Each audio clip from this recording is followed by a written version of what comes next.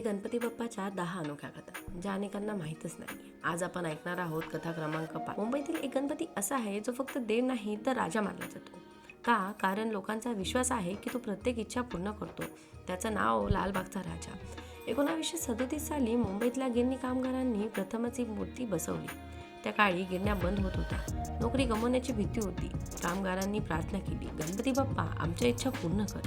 आणि तेव्हापासून हा गणपती इच्छापूर्तीचा राजा म्हणून ओळखला जाऊ लागला. कारण या गणपतीसमोर केलेली प्रार्थना खरी असेल तर ती पूर्ण होते असा विश्वास लाखो भक्तांचा आहे. दरवर्षी या मूर्तीचे दर्शन घेण्यासाठी लाखो लोक कधी कधी दिवसेंदिवस रांगेत उभे राहतात. बसलेल्या अवस्थेत मूर्ती 15 ते 20 फूट उंचीची आणि चेहऱ्यावर राजशाही तेज.